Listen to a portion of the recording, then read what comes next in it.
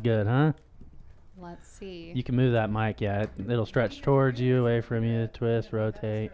Okay. Does this sound okay? Yeah. Oh, yeah. There we go. Awesome. And it's Raquel, is that right? Raquel? Yes, Raquel. Awesome. Yes. Raquel. How old are you, Raquel? How old am I? Yeah. Oh, what are you talking boy. about? I almost never get asked that question anymore. That's what you're doing. Well, it's kind of an important. I want to know how long have I you been used to. doing what you're doing? When did you start? So I I'm figured very out this fresh. whole setup. Very fresh. Yes. Okay, that's awesome. I Very love it. fresh. So you're very fresh. That means Uh-huh. you're highly intuitive. Very Because you fresh. wouldn't be doing what you're doing if you weren't. Very fresh to what? Hypnotherapy. Oh. Yeah. Yeah. But to your whole ascension, your whole journey, your whole venture into the world of parallel realities, past lives, all that stuff. Yeah. I'm about to be on my Saturn return, actually, Oh, if that gives wow. you any hint Yeah. around how Well, old I I have am. no idea. What does that mean? Means. It's a year of tribulations, pretty much. That gives you We get to- opportunities. we need to put that on the side of the either side of the table or on the I'll floor. just sit on the Yeah. floor. That's fine. You know what's funny is everybody in this ride that knows that like those great opportunities come with deep catalysts. Mhm. Power moments in your life. Yeah, you know, and it's really, you're on the right side of the coin whenever you're looking at that and you're talking about this journey of catalysts that are coming, and you just look at it with a smile on your face and you're just like, yes, I'm just going to So get trampled what and I'm does- going to love it. What does Saturn return mean? It's something that happens every between 28 and 30 years. Okay. And for the person that's experiencing it, it is an opportunity. You can look at it as an opportunity of overcoming a bunch of challenges. So it's a way for... So, is it something that an individual specifically goes through, or is this something through like the stars line up, or both. Both things. Okay. Yes. So Yeah. does that Everybody mean- goes through Usually, it. Don't Okay. they say that usually Saturn is when that comes into fruition? That's like the things that you need to deal with that might not be good in your life, or bad habits, or toxic things in your life. Yes. Things that you yeah. need to change, and it really brings them up to the surface for you to deal with them, Mhm. or to ignore them, and then your life falls apart, kind of. Yeah. Yeah. Very well put. Okay. Interesting. Yeah. So, okay. So, how do you know you're like? What do you feel like you're about to go through with that? What does that? Break that down for me, because I've never heard that before. Oh. So, forgive my stupidity on this. No, no worries. I use that term very loosely because I'm not an expert myself. I would love to be one day an astrologer, an astrologist at some point, but I'm not currently. So is this in relation to some sort of you actually had your astrological Charts chart or put whatever. together, right? Is Yeah. that what you're referring to? Yeah. Oh, Mhm. cool. And did you put that together yourself, or did you have a professional do it? Neither. Neither. You can do it for free online. Okay. Mm, Yeah, Alexandria talks a lot about that. She's always talking, Josh, we got to do your astrological charts so we can see what kind of patterns you have. Well, that's a way to say, like, maybe say, make important life decisions based on those certain chart projections, Yeah. or like, hey, maybe I shouldn't make an important decision or a financial decision or a business decision because I know the stars are lined up like this. Not so much. It's really an opportunity to face some of the turmoil that has historically happened in your life, based off of different patterns that have occurred throughout your lifetime. And for whatever reason, during the Saturn return, all of those things kind of get drawn to a head. Yeah. I had a chart done. There was this lady that I used to follow. I can't remember what her name was, but she was out of Canada, and I used to watch her on YouTube. And this was when I was like contemplating leaving my first husband, and I did this like thing with her, and she did my whole chart and everything, and she literally told me, this is the month that you need to leave him for your financial stability. Ooh. And it was something about Uranus, and she called it Uranus. Yes. And yeah, and I did it, and it worked out fine. I'm glad you listened. I'm glad you're here. That is an interesting story. It's true too. I love So that. about some of this past life, I want to ask you a couple questions on this because, Let's get into and maybe you can give us a little brief introduction of what past life regression is, what your involvement with it is, and kind of what your aim or goal with it is, if you don't mind. Sure. So past life regression is an opportunity for an individual to revisit a life that they've had previously. The results kind of vary on how clear your intentions are at the beginning of the session. Sometimes your intentions can be very clear, and then you might experience something totally different. And that's all based off of what your subconscious kind of needs to tell you or communicate to you. And what people get out of it is unique to them. Very unique to them. Absolutely. Yeah. One of my favorite, I call them all mentors. It's just the best way to call it because they're teachers. We learn from them, right? Dolores Cannon. I'm sure you probably know that name. I only knew of it because of Shayna. Oh, have you had a chance to check her out yet? I have not. Oh my God, you're gonna freak. I know. She's This like is the gonna pioneer of QHHT, quantum healing hypnosis technique. Yes. And after they mentioned it, a couple of other clients mentioned it as well. So I'm like, I really need to get on this. It's funny how the universe starts to reflect. And they're like, hey. Dolores Cannon. Yeah, Dolores Cannon. She's the pioneer. She's pioneered it, and it's she is incredible. Her daughter has carried on her legacy, and so that's still very fully active. The whole Dolores Cannon method, or whatever it is, and I'm sure there's a lot of great teachers and people that are in that category of quantum hypnosis, really diving into the subconscious or the field or the subconscious. You know, one of the things that we talk a lot about on this podcast is the understanding of basically what is the quantum realm. What are we in, right? We're in this field of energy that includes parallel realities, past lives, pretty much anything and everything we've ever done in different versions of us all now simultaneously. And so it's very intriguing for us to be able to have you on today and kind of give us some perspective into what your experience with past lives and how people have been able to bring or heal those areas of them, which is all inside of us, right? It's all internally and externally, as above and as below. And so, yeah, are you pretty? Are you kind of previewed to like some of the things that I'm talking about here with the field and all of that stuff? Privy, yes. Expert level, absolutely not. It sounds like you'll be more of an expert than me on this one, and that is exciting for me. I'm excited to learn more about what y'all know. Especially in relation to my field. Have you ever been able to hypnotize yourself? Yeah, everybody can, actually. Can you kind of walk us through that process? Yeah. Well, hypnosis itself is, the definition is a narrow state of focus. So if you can focus narrowly for just a few minutes, then you're more than able to hypnotize yourself. An easy way to do it is to count. So you can count backwards from 20 to 0. And, you know, with your eyes closed in a calm, quiet place where you're going to be in silence, uninterrupted. And if you can have a thought about, you know, the goal, again, setting intentions, what's the intention of this self-hypnosis? And sometimes it's just to relax, to find a stress-free environment for 5 minutes. I think of it kind of as like a mini vacation. So if you can close your eyes for 20 seconds, for 5 minutes, you know, however much time you have, anybody can do it. I love that. Yeah. You know, I mean, I get a lot of the vibes of kind of like how I go into meditations. Meditation right? is hypnosis. And I think, yeah. And I think too, a lot of like the idea of hypnosis or meditation is about our brainwave states, right? It's about being able to downward shift into these different frequencies or waves of brain states. And so that theta and that delta brainwave states where that subconscious window opens up, you know, and so that's super exciting. Now, Shana, you had just gone through a past life regression. So you were kind of on the other end of that deal. How was that for you? I didn't really know what to expect. Right there in your face. What is it? No, the microphone's like right on his face. The microphone was in my face. I didn't really know what to expect. I had like read all Dolores Cannon stuff, you know, and I had thought that maybe it would give me some kind of like insight into like who I am now, and like if there were other experiences in my life that like kind of shaped like this experience. Also, I was like, you know, I've had some really messed up stuff happen to me in this lifetime, so like don't want to do that again. So like I was like, I want to make sure that I didn't not learn these lessons in the last life and then come back and have to relearn them again.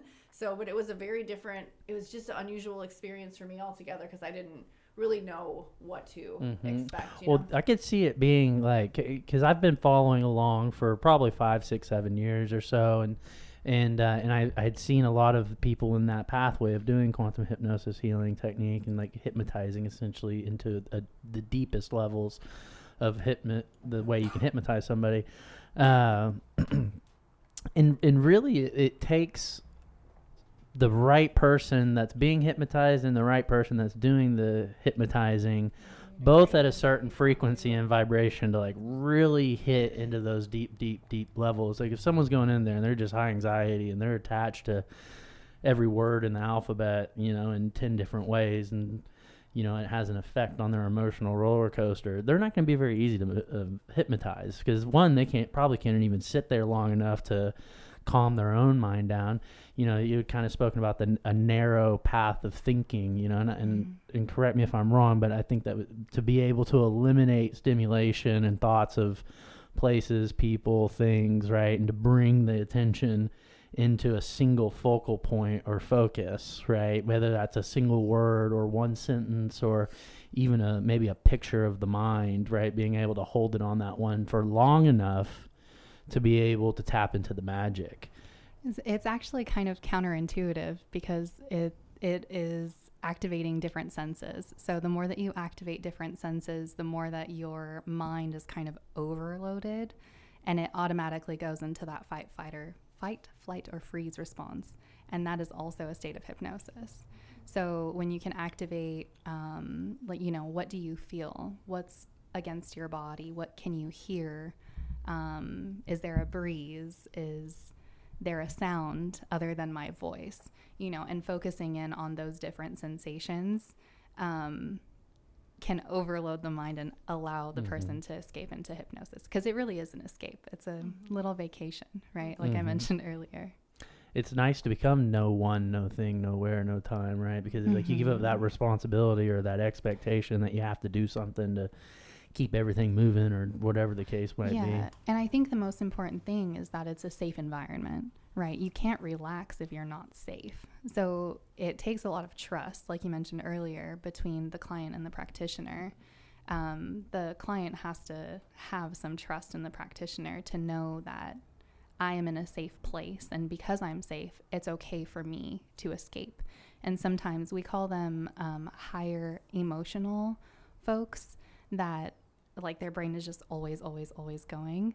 Sometimes it's harder to get those folks kind of in and to know that, you know, they're safe. And oftentimes that can be correlated with different trauma that's been experienced in a lifetime, whether that was childhood or something in young adult or adulthood.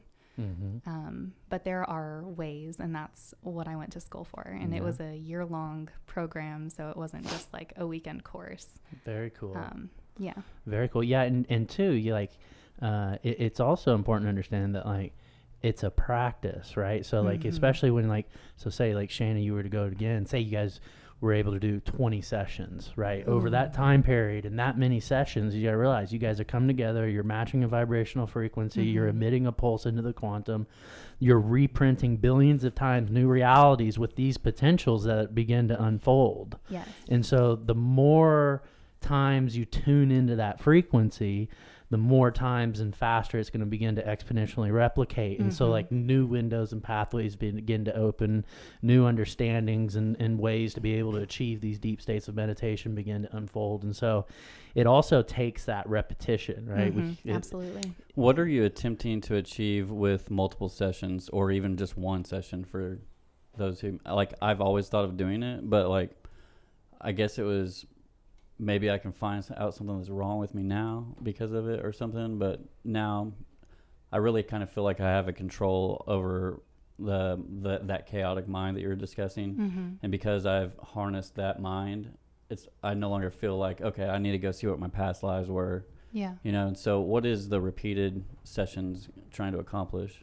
I think for the most part, it's addressing what you just mentioned, you know, getting a little bit of insight about some of the challenges or obstacles that you're facing in this lifetime, and seeing, you know, what the lesson is.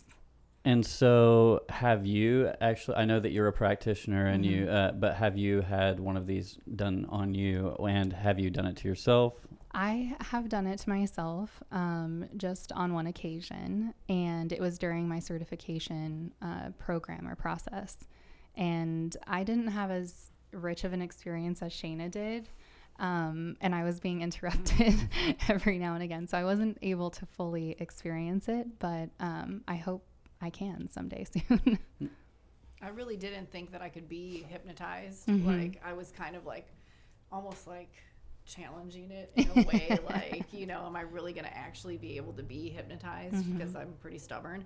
But after that, in the first session that we did, she kind of tested that out. Like, you know, I guess, are there people, by the way, that like you try this with and it doesn't work? No. Okay. Sometimes it's a little bit less effective, but that can be for a plethora of reasons, Right. and it's usually not me. Right. Right.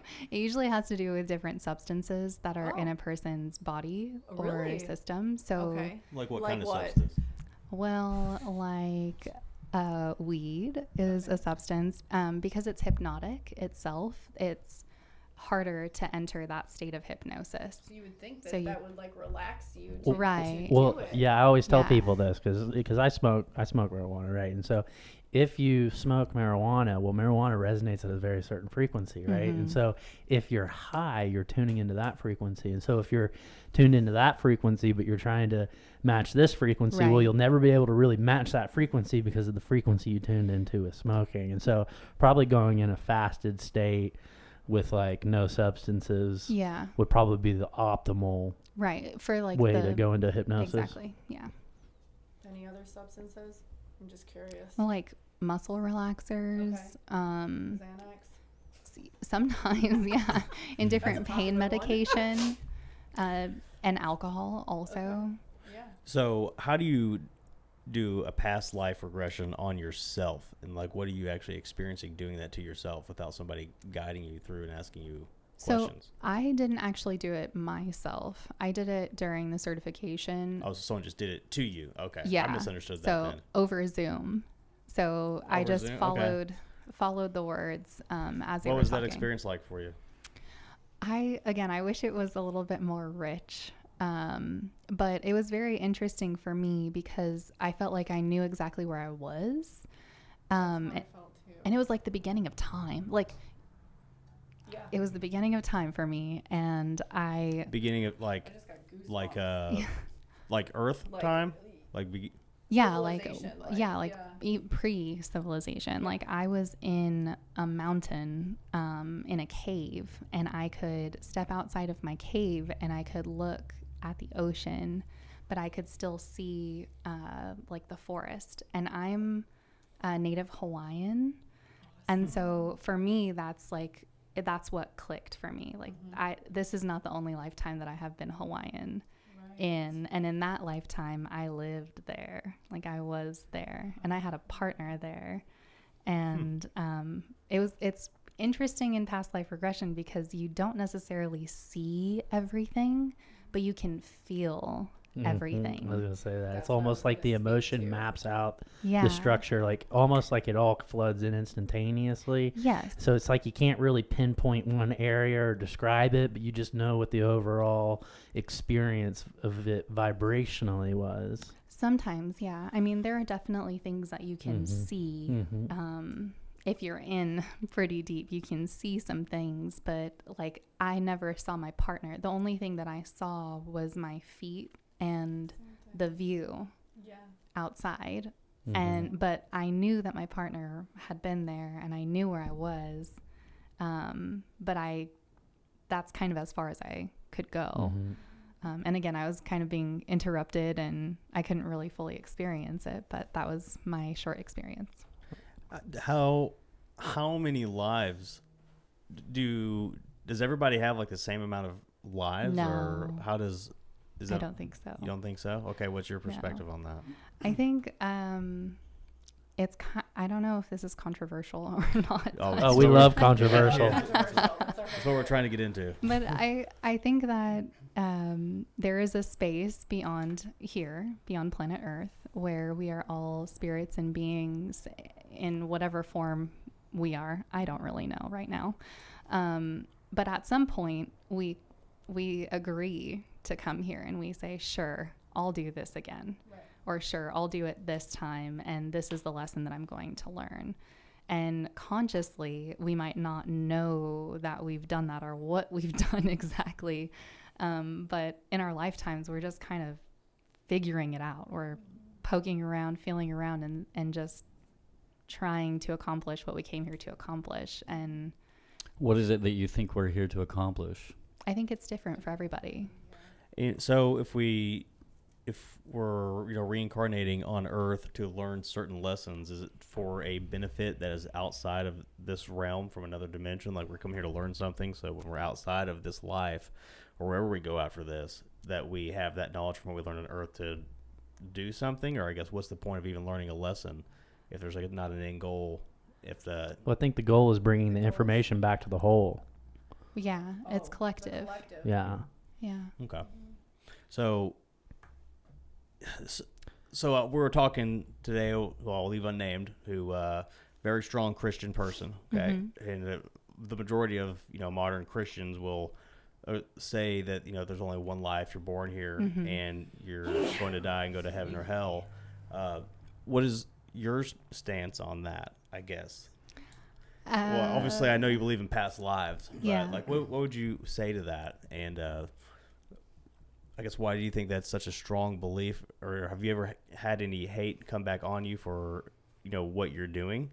Thankfully, no, not yet. But as I mentioned earlier, I'm pretty new here and new to this work. So yeah, go to church, see what happens. Yeah, not necessarily my cup of tea. I think you'll be just fine. Do you have a religious background at all? I was raised a Pentecostal Christian on the reservation in California. So, wow. What got you interested in this, and how does your family feel about what you're doing? I became interested in this after I heard a sneak peek or like a sneak preview of what a hypnosis session would be. And it was actually, I believe, a quantum healing hypnosis practitioner. And I was just in awe of my experience. I was like bawling in my bed and it wasn't necessarily voluntary, and I didn't really know that it was happening, but it was something that my body just needed to do. And it was such a powerful experience, and that's really what got me into this field. What age was that? Oh, it was just a few years ago. How old are you? I asked this question already. She never answered me. Oh, okay. How old are you? You guys don't know nothing about women, do you? Yeah. No, I ask all the hard questions. No, I'm 28. I'll be 29 this year. Okay. Yeah. So I'm 36. I've probably started my journey really kicked off probably about 7 years ago. So 28, somewhere in there. Yeah. And Saturn return. Yeah, right. I know. It's the age of the Aquarius. I'm an Aquarius. I don't know anything about astrology. Aquarius, that makes so much sense.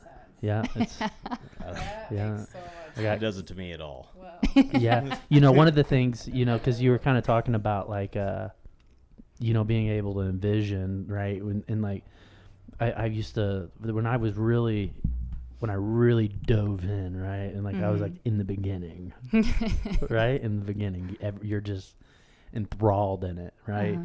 You're learning from so many angles. The universe is just bringing information to you, and you're just able to accurately, point your barometer and be able to gain the best information. But you start to realize that you're the creator. Yeah, exactly. And so I would get into these deep states because, and even now, I need to work more on it, because you go through these seasons, right? The spiral, and you come back to the same things from a different level of perspective and a different vibrational frequency. And so, but sitting down and really meditating, I guess, becoming meditative, but I would listen to this podcast, and I don't even know the name of the podcast, but it was this guy that would take you on these journeys, right, with the guardian angels and like Archangel Michael, and you would take these journeys and go see the Creator, right? And it was like, learning how to image and embody these visuals as these stories are going. And well, then it's like I started to be able to kind of create my own and like be able to go into these different realms, right, and for different purposes though. And I think what I learned through a lot of that is again, I'm the one creating these pathways. And so it's about practicing your pathways of choice and like the things that work best for you, or the people that you go around, the things you do, but creating these different pathways for myself. I didn't like put an expectation on what meditation is. And I think a lot of people get stuck on like, oh, well, I got to meditate, and I don't even know what that means. Well, like, it means whatever you make of it. Yeah. Like, that's the whole part. You're not meditating, you're becoming meditative. And in your process of becoming meditative, that could look infinite different ways. Some people like sound. They meditate with air, and they can move into the rhythm of the music, right? Some people like visuals. They can shut out all the other stimulus, and they can turn on that sixth eye. And kind of what you're talking about, and in our generation and moving forward, is one thing that we're losing that I can tell with society is the originality. So, for instance, Dolores Cannon, back then, you talk about how do people feel about her and what she does. Honestly, now we live in a time where this type of information is more acceptable to people. I think more people are kind of trying to like look outside of Christianity to find the answers. And so I think that back in Dolores Cannon's time, it was not acceptable At all. Like she was the first one who brought it into the Western, and she didn't have any books or material on the subject. She literally had to create her own. And so her books, Yeah. Raquel, just so you're kind of caught up, her book, she wrote this book. So she would put people into these deep hypnosis states, and she would access what she would call like source energy or whatever it is. And she would begin to ask it questions, right? And so she started writing this question and answer book. Well, no matter where she was at in the world or whoever she put down, she could get to a point in the hypnosis where that same subconscious, that same source would come through and continue on her books.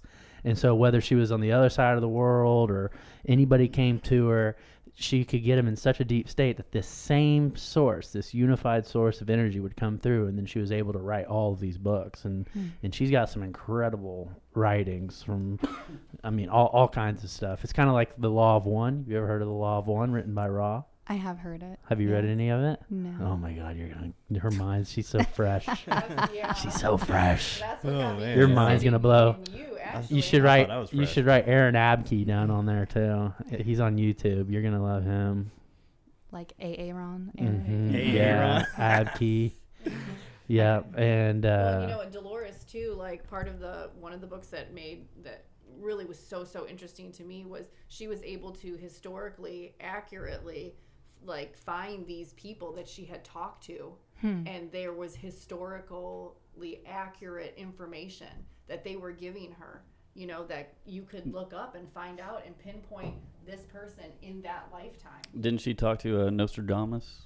yeah, I think so. Letters with long. I briefly remember that. She had Jesus in the She talked to the scenes. She one had taken a who girl was that was like in a past life that was like with Jesus, right, or Yeshua, is his real name. And so she's got a bunch of writings like on that as well, which brings a lot of curiosity and new information to the mind about, you know, the image of Yeshua. And yeah, you'll love her. Have you ever put somebody in hypnosis that lived a notable past life, like either a famous person or that was involved in some type of big historic event? Not yet. I'm sure it's coming. I'm sure we'll have multiple, but not yet. What is the most interesting experience that you had with a client? I think it was with Shayna.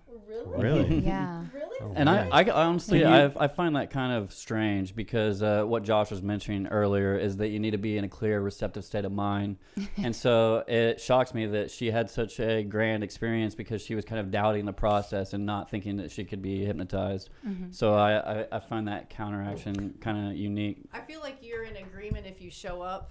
You Yeah. know what I mean? Yeah. So like, it was something that I had really thought about. I knew I wanted to do it, but I think it came from a place of like not like fear of knowing what was on the other side of that, but like fear of if it would change this experience, maybe. You know what I mean? Like if I was going to find out like I was a dude in a past life, like and then that was going to mess me up. Wake up you know next what I morning mean? Or like Nick was a female. Yeah, exactly. Exactly. You know, so like I think The Mandela effect. So what about Shayna's session made it so prominent for you? Shayna, do you mind if I share? Yeah, no. Oh, yeah. I would love to. Yes. Okay. I'm an open book. Okay. Put it out there. Well, There's no censorship here. Yeah. there is a client duty. I have a duty to my client. No, I've only had a couple, honestly. Past life regression is kind of a hefty venture because it's kind of a commitment to at least 2 sessions. And sometimes that's a big lift for folks, and I totally understand that. With Shayna, I was very curious because she actually experienced 2 different lifetimes when we were in our session, and that wasn't something that in our certification process they prepared me for. But it was very, very interesting that she went, and very vividly, from one place being barefoot on the dirt to another place being a little girl playing in what seemed like a backyard or something. Yeah. I was in an apartment, and what I was going to tell you too is there was so much more going on. Yeah, there always is. That I could not like articulate because as I'm like, it's like you're in 2 places at once. It's like I'm in this room. I was in kind of like an apartment that reminded me of like 1930s or something like that, with like the old radiators, like that the water ran through or whatever. And I could tell that I was like probably in some type of a high rise, you know, because when I looked out of the window, even though I was little bitty, like I could see buildings and stuff out there. So I wasn't like on a ground level, but like all that stuff is going on, you know, and then she's asking you like where you are so she can move you through it. So you're trying to like articulate it while you're experiencing it at the same time. And the even crazier part is that you are there, like you feel everything. Like I could smell what was going on there. I could feel just what it felt like, and there was another point, like I cried a couple of times. The first life regression, the first life that I experienced, I was kind of frantic because I was looking for food for my family, my brothers and sisters, and I knew I was really far away from them and I couldn't find anything. And it was literally just like tumbleweed and like brush and like no food anywhere. And like I was so upset because like I thought either if I don't come back with anything, they're going to starve to death. And it was so real. You felt all of those feelings. Yeah. So, Very cool. Yeah. Forgot my question. sorry. How many past lives do you think you've lived?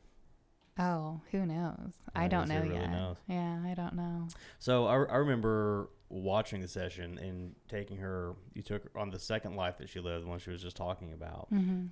You took her from like to her deathbed in that, and then like crossed over and was talking about the experience of like who she was seeing and what she was talking about. Is from the therapy that you've done in this field, is that the same for kind of like across the board and what somebody experiences afterwards? Like in between, so like whatever, like you die, you go somewhere, okay? So like that afterlife, is that kind of like the same, like because you're like talking to her and she's like already passed on, and you're asking her like who are you seeing and what are you doing?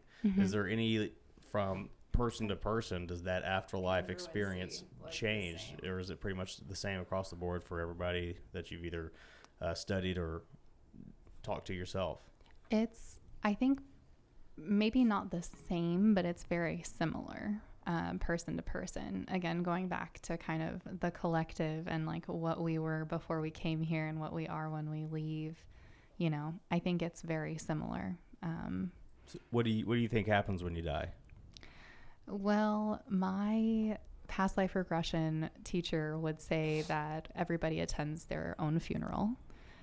So we all kind of peek in and see who's there and see what's going on. And then from there, I think we move to a place beyond here. And there are folks that are there greeting us, whether those are folks that we knew here in this lifetime or folks that we knew from lifetimes before. But I think those people are kind of like our guardian angels. They're always here. They're sitting among us right now for all of us. Do you think they're helping us guide our life now? Absolutely. How do you think they like reach out to us? I see signs, and I think it's also different for everybody. Like, my brother had gone on a while ago, and I think he communicates to me through music.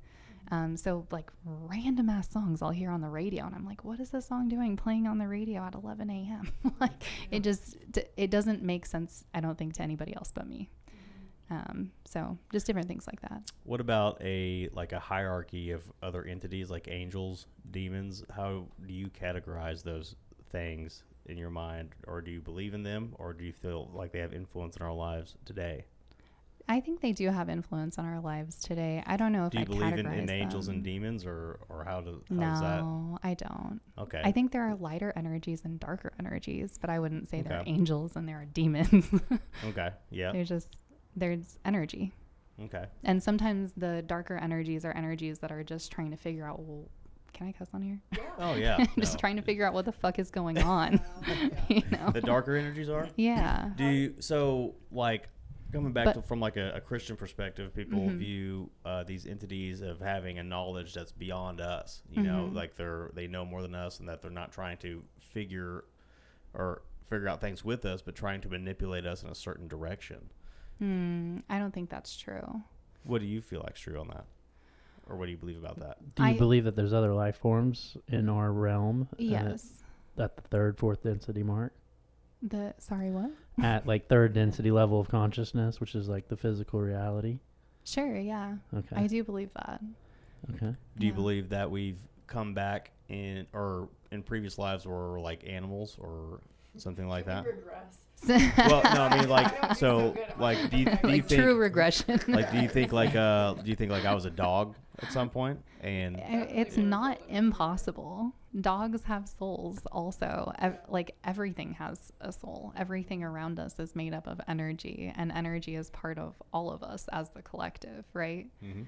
And I will say also that my teacher that I learned past life regression from has had experiences with clients where her clients don't go to Earth. They don't come back to Earth. They go beyond. Yeah, They're different like in an planets. alien I was gonna world. ask that too. My like, first if I- life was in Andromeda Star Galaxy in the form of water. Was my first density life form. You are a tall glass of water.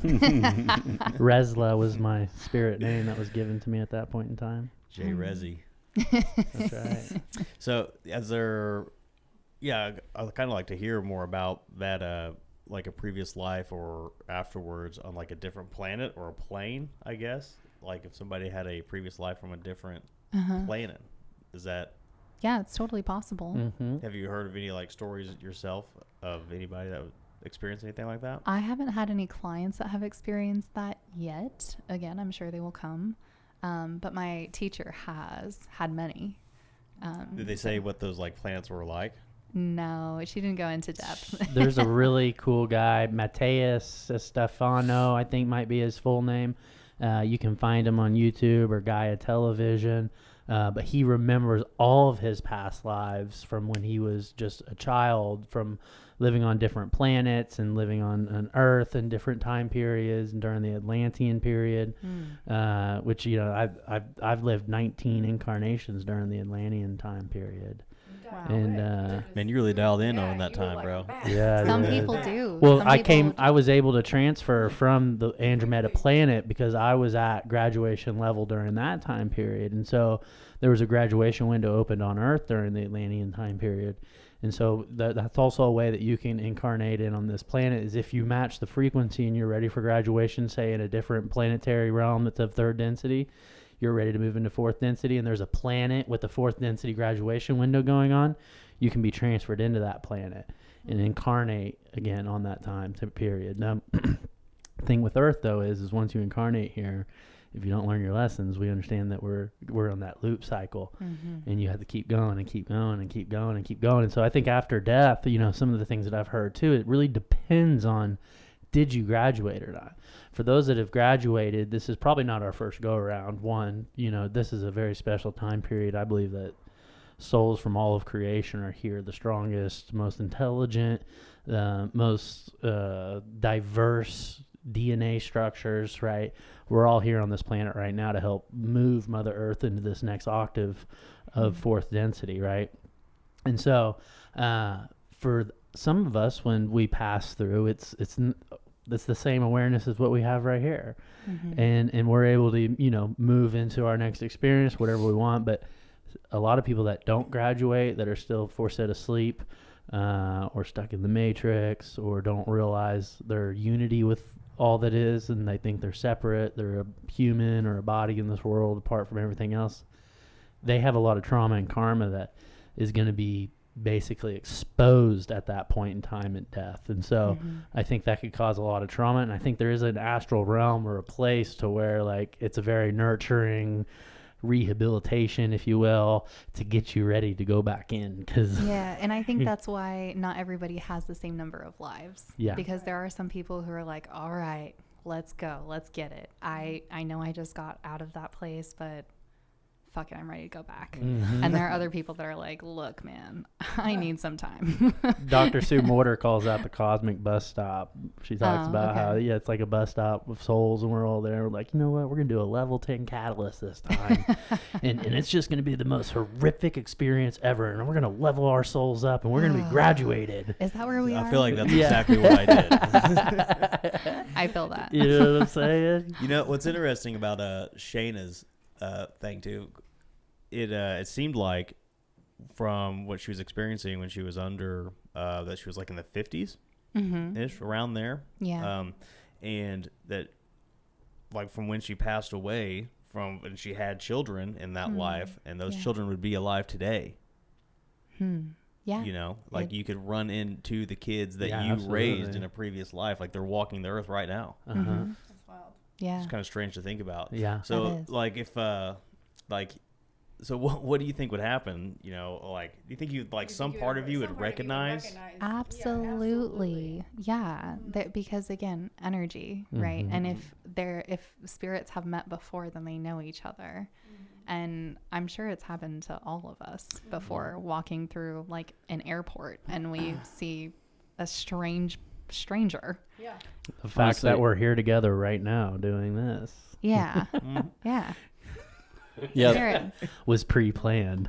the craziest experience I ever had with that was after my grandmother had passed, and I hadn't seen her. I guess my mother was getting all these signs and stuff, and I hadn't really gotten any. And then all of a sudden she came. Like, I'm in the middle of a dream, and I'm talking to some guy in a top hat, and all of a sudden she, like, comes from the side and walks across my peripheral, and like all of a sudden I'm gasping for air. I can't speak. I'm trying to communicate to her, but she was mute.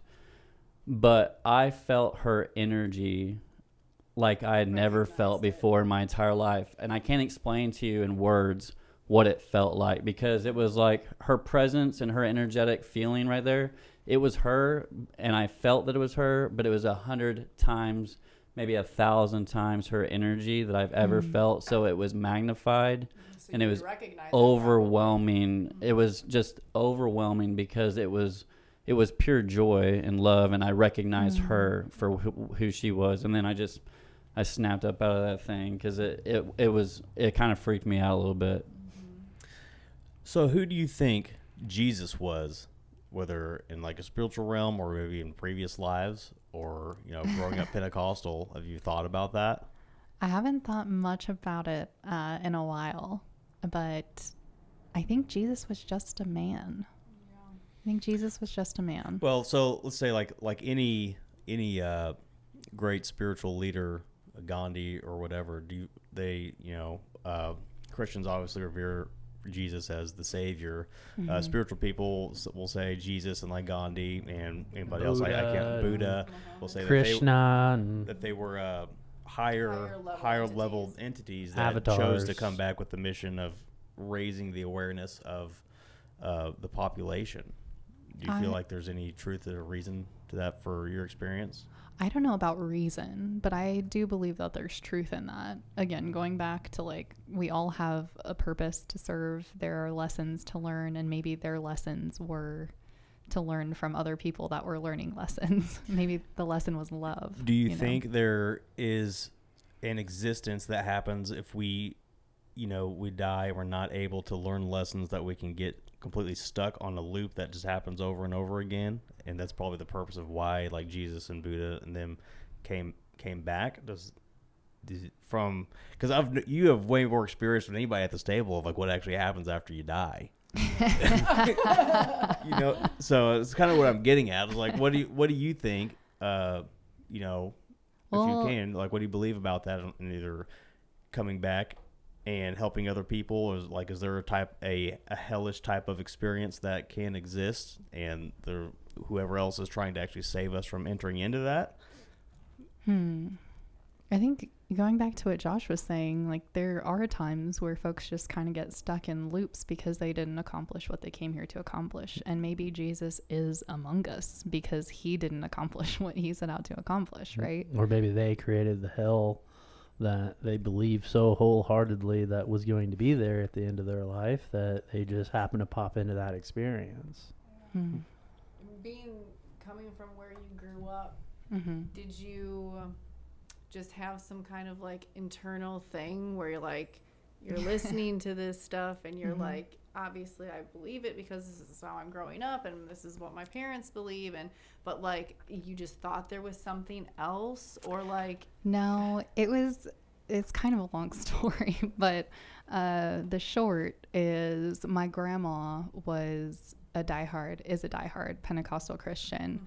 And I mentioned earlier, I'm from the res, and my people were colonized into religion. So in a way we were separated. I have a lot of things to say about that, but go Girl, ahead. so do I. But the short is that eventually I found myself in middle school, and my dad has been in and out of prison my whole life. He is a literal gangster. He is a shot caller.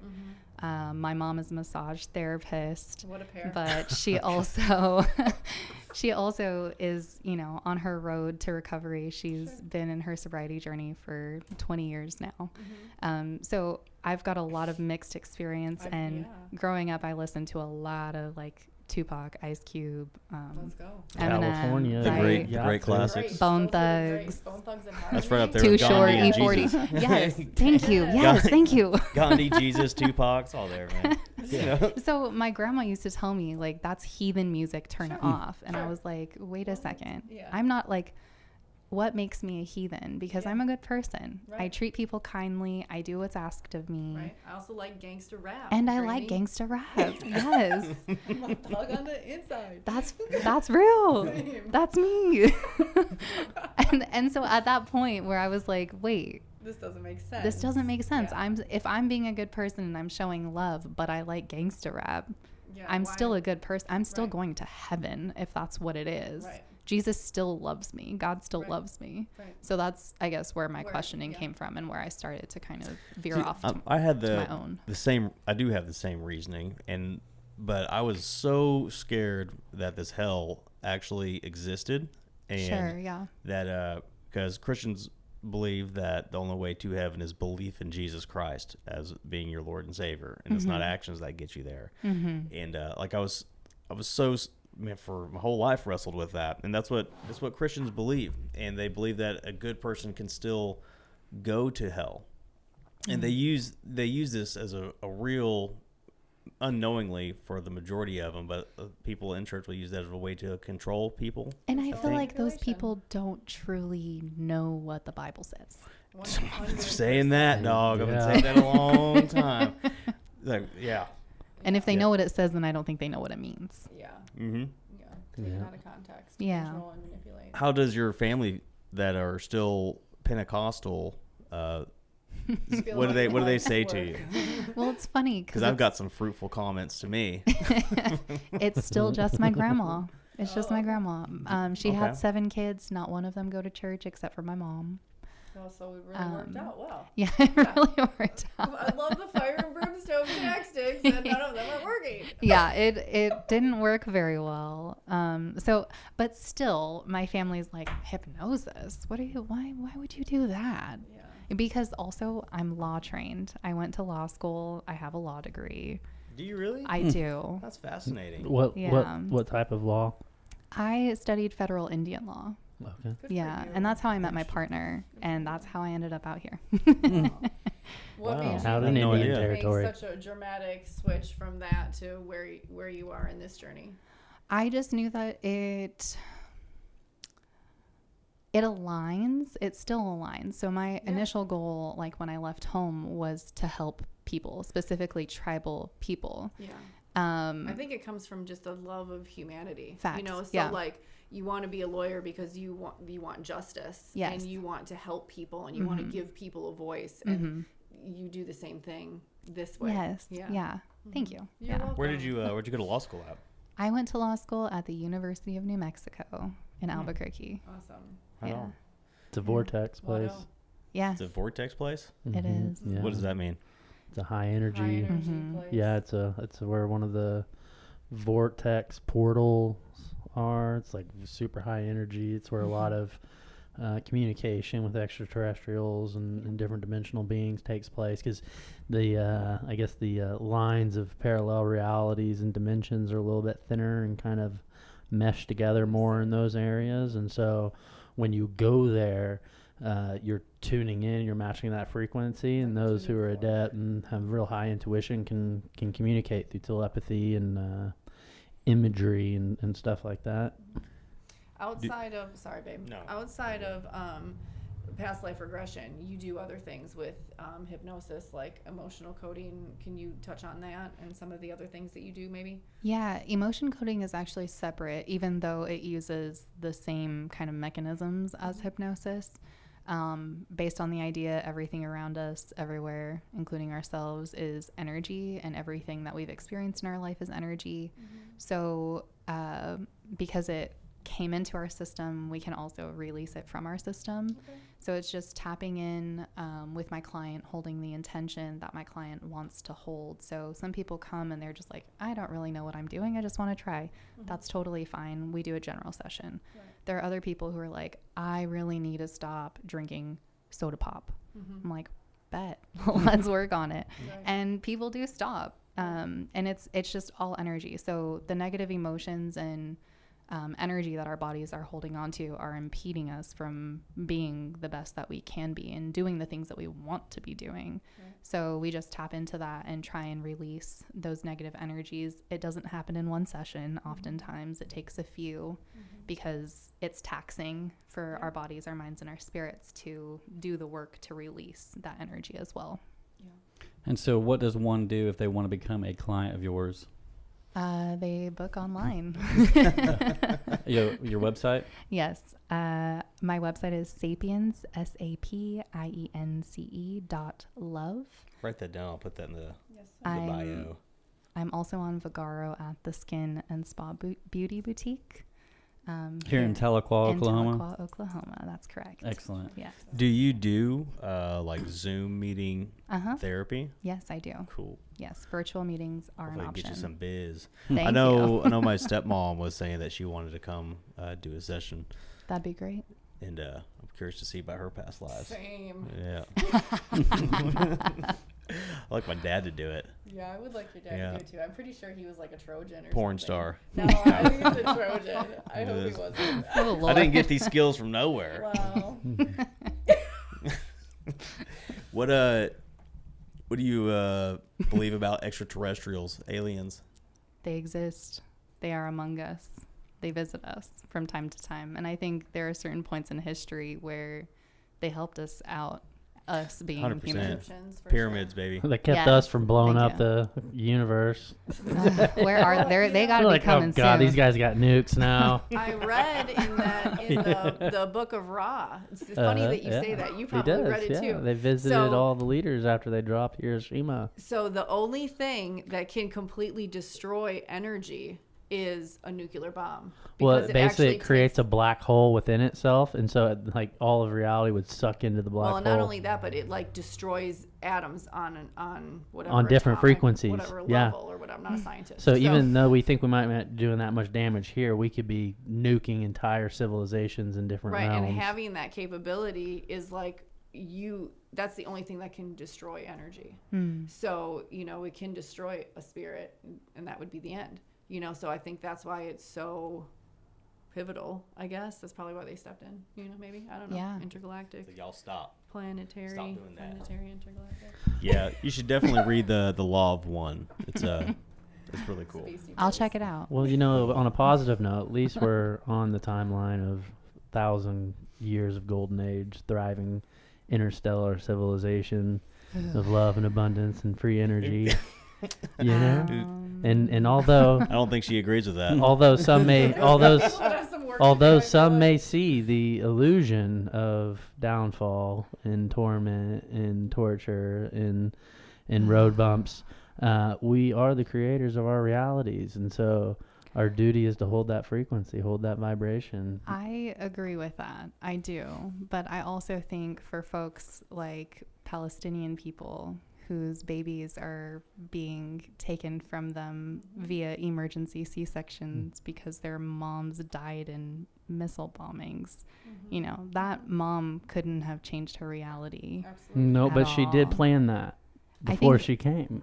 And going back to the contractual thing, you might be right, but it's still like, Yeah. as a mom, to see those babies, Very hard to wrap heartache. your head Yeah. It is Yeah. Very, heartbreaking. very heart-wrenching. heartbreaking and important for us to be aware of. Because Absolutely. although it's nasty and torment, it's still in the perfection of the whole, because if it is in existence, it's meant to be Yeah. there for the whole to be able to move through this next level of density, right? And And I think that's another hiccup for the Christianity realm of things. I think in church, if I can say that, in yeah. church, It's like that was worse Church than people. fuck. church, no, We're in church right now.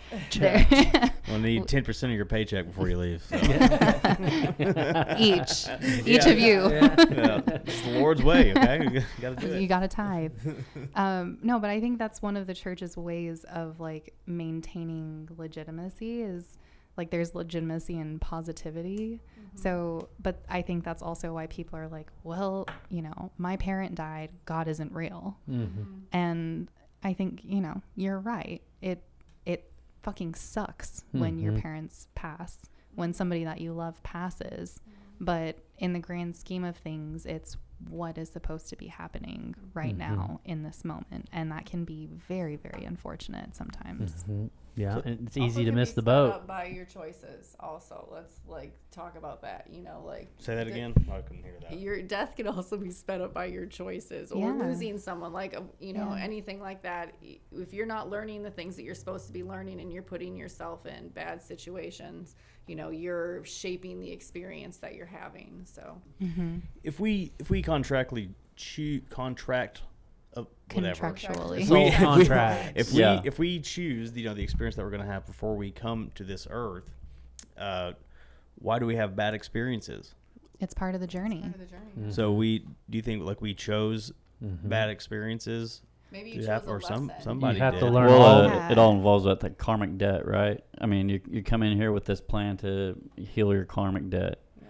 And so what's funny is like if we come in here already predetermined with the schedule of how we're going to behave with others and how we're going to solve this debt of ours, is like, does that eliminate the idea of free will? Because supposedly we're the only world that has the option to have free will, and that's what's different. That here. is, I love the conversation of free will because I'm right there with you. The only free will we have is the choice you make after it's already happened.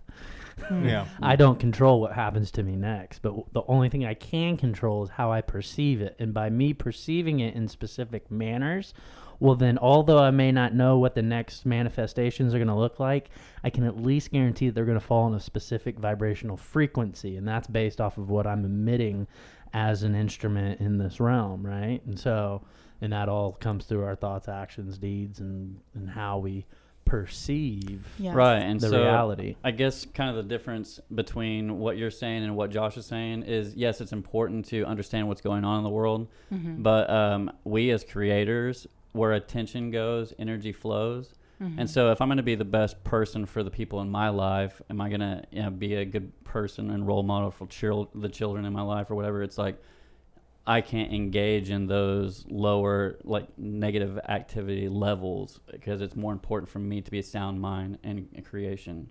And so constantly thinking about those negative experiences are going to produce negative experiences in my life. And in fact, put me in a deep state of depression because I had stopped focusing so much on mass media. I was like, okay, I'm just going to get rid of mass media or whatever. So, but I still... What does you mean, like social media? No, I'm talking about like, news, mainstream like media watching and the stuff. news. Fake news? Yeah, mainstream media, fake news. Watch the news for But then I got into a pattern where I was doing the same thing on social media, and you think, well, I'm selecting what it is that I'm selecting. It's selecting you. But it is. Yeah. And I've gone to such great lengths to make sure I don't even visually come across something that will be a negative implant in my mind, because the subconscious mind is picking up 100% of everything that you're inputting into the system. Yep. And so where you're a big fan of the rap and hip hop, and you name some classics, and I'm right there with you, and I want to know who Some killed. philosophers. I want to know who killed Tupac, just like everybody else.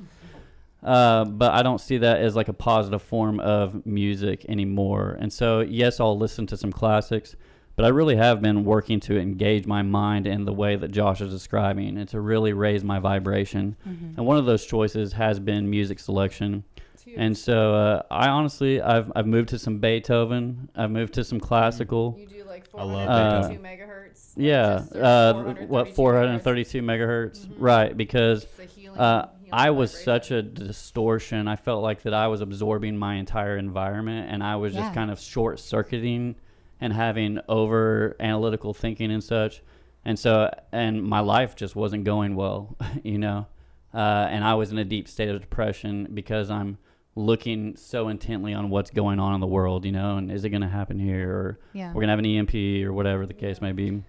And so I've really just been like, you know what, that's not really, I'm like, I'm even off social media, So you literally took yourself out of a state of hypnosis because the news is hypnotizing. Being on your phone, scrolling on your phone is hypnotizing. Social media itself is hypnotizing. Listening to music is hypnotizing. So you had all of this input that was hypnotizing you and hypnotizing Well, you. yeah, hypnotizing and I was you. getting the results. Right. And the which results weren't even favorable. Exactly. And it was almost like I was in a dying... You can put yourself in hell here. And then just like you can put yourself in hell, depending on how deeply you got there, is how long it's going to take to crawl out of that, and I finally am reaching the ledge where I can like breathe the air again. Good for you. And it's just like, I'm over here going, I do not want to fall down in there again. And so I'm just like, ugh. It's important to me though, because it's like, it's the only way to be there for, it's the only way to show up in love and light for the people in your life, and to think in terms of abundance and to speak things into existence. And so even though it's like, know that all those things are going on in the world, they're not happening in my sphere. In your reality. They're not in your And so, reality. yeah. And so if I literally shield myself from all of that type of information, maybe I just peek in every now and then. You're like, whoa, that's still up But over there. we're Okay. focused on light, love, and happiness. We're focused on the paradigm. We're focused on building a podcast. We're focusing on, truck country. We're focusing on our clients. We're focusing on our children, and because that was the only way that, I guess, when you talk about being a kid, your parents probably, at least mine did, shielded you from a lot. You know, and I did not. Oh, really? I was sitting between two gangsters. Oh yeah, I forget. Rolling to the farmer's market, Damn. eating strawberries, Okay. bumping Tupac. Okay. That was my Did life. you have the hydraulics and everything on the car? No, but it was a convertible. Okay. Yeah. In California, that's got to be Damn. one heck of an experience. It was. Anyway, sorry to interrupt. Yeah, no. So I had a very different experience, which I really think was a real shock to me when I found out how the world actually is. Yeah. Because I went from like, oh, I thought, everything's perfect, and I'm didn't think I can't people wait to grow up to lied. make my own decisions, I didn't right? even know that people lied. I was like, Yeah. what? Why People are are you deceptive. telling the not truth. What? Oh my gosh. Wait, you know what it is? You're an only child. I am. And I'm an only child. Dang. And so I've never actually met another only child before, I don't feel Here like. it is. You're an only child too? No way. I am. What? Trio, guys. the only child trio. Oh my God, we're some weirdos, bro. Yeah. Like it took me a long. Dude. I'm still trying to acclimate. Well, I gotta kind of take that back, I guess, because Okay. I grew up on a 2-acre lot with all of my aunts and uncles and all of their kids and my grandma. So even when my mom was out running around doing whatever, I still had like brothers and sisters. So earlier I mentioned that I had a brother who passed on. I lived with him for like 3 years and saw him every day of my life. So even though he wasn't like my blood brother, he was absolutely my brother. Same thing. So I am, but I'm not. So who is a good candidate for therapy, for your kind of therapy? Literally everyone. And hypnotherapy is so flexible. Like it can capture a plethora of challenges and issues. So it can be something as, it can be something like sleep enhancement. Like somebody's struggling to be sleeping at night, then that's something that we can work on. It can be smoking cessation. It can be losing weight. It can be Now, what if I've got a list of like 20 items? Can we knock those all out in one? bring them out. One sesh. So is there anybody, I don't know, I think we kind of touched on this a little bit in the beginning, that people that cannot be hypnotized, or is it just like a choice of you not letting yourself be hypnotized? Well, like Shayna said earlier, if you show up to the session, that's like your willingness. That's basically all I need from a person. I can pretty much hypnotize anybody, and that's based off of the techniques that I've learned in my school. So I doubt, and everybody can be hypnotized, and everybody is hypnotized at least twice a day, every day. When they go to FYI. sleep. Yes. Yes. Do you hypnotize your partner unknowingly? Oh, sometimes I do, and I don't even mean to. This is why I He's stay like, single. She got me. He's like, this is how you got me. I can just I'm see her like, girl, I sitting didn't know over it him was at because nighttime you while love he's me. snoring. And she's just like, I'm beautiful. Can you mess with someone while they're asleep? Like, can you just be like, I want you to take out the trash? No, You can see no. it, like know. you're Cause, hypnotize my kids. It's like, shut up. Count back from 20. yeah. That's so funny. Deep breaths. Yeah. Deep breaths. Yeah. So, what is this school you keep discussing? Is this if anybody's interested in Yeah. learning? Yeah, I studied at the Hypnosis Motivation Institute, and it was actually fully online thanks to Oh. COVID. Okay. But it's based out of Tarzana, which is pretty close to LA. And it's a little bit tougher out here because we're 2 hours ahead of LA. So they hold evening classes, which at the end of the day can be kind of tough, but it's totally doable. And I would highly recommend checking it out. And you went to If school for how possible. long? It was a year-long program. Yeah. Okay. I still find it so wild to think that I've lived another life like this with people, friends, Your and I don't whole remember life. it at all. Crazy. You know? can.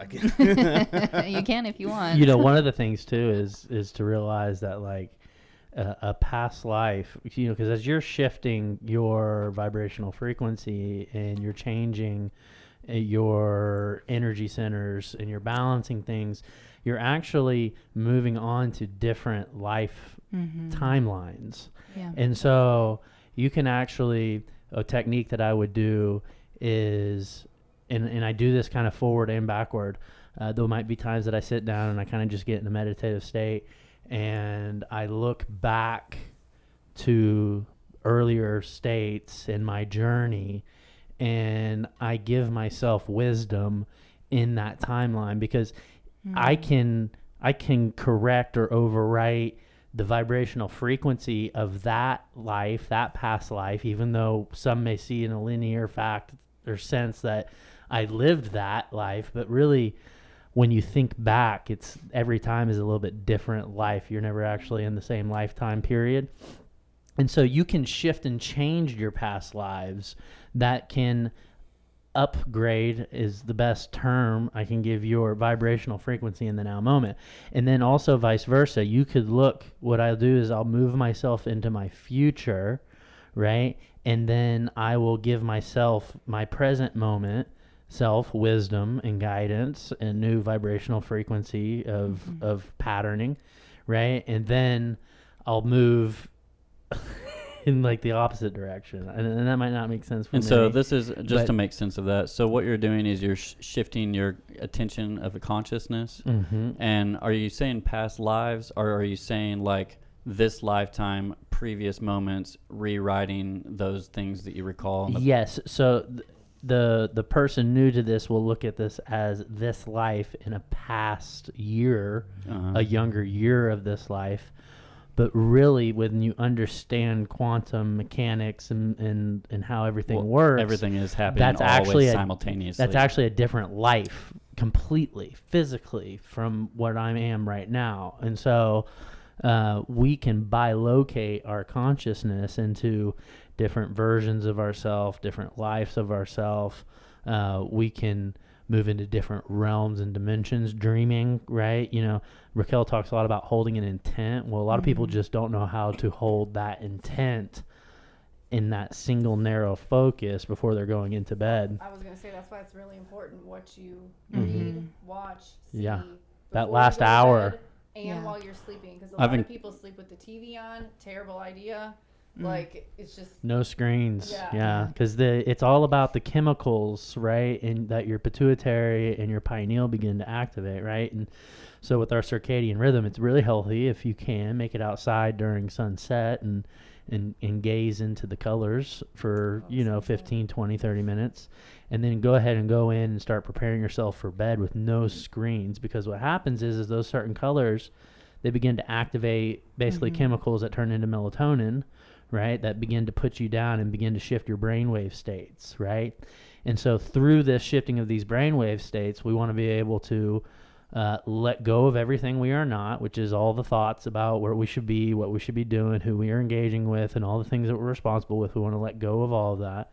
And like Raquel said, narrow our attention to what our intent is. And so like if your intent is to say lucid dream, right? Well, then in my mind's eye, I would be lucid in a dream, right? And I would just feel that gratification, right, of that. And I would just hold that mind, that thought, until I just fade away into my sleep.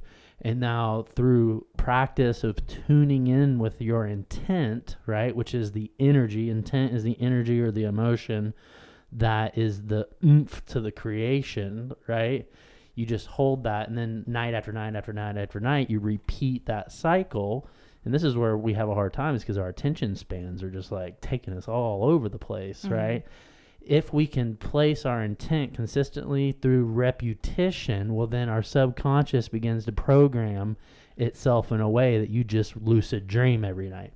Then you can go on to the next step. Then it's like, okay, now I hold in my mind that I'm at a meeting with my spirit guides, right? And I can hold my mind in the picture of me at a table with my spirit guides around me, conversating and coming with information that helps abundance and helps with this world and in this humanity, right? And through practice and repetition and consistency within the subconscious programs. Yeah, that makes sense. Opens up a new pathway. You're starting to really make sense of what it is, the technique that you're doing. It's like, my first initial thought was like, okay, cool, sure, maybe you can, maybe you can't.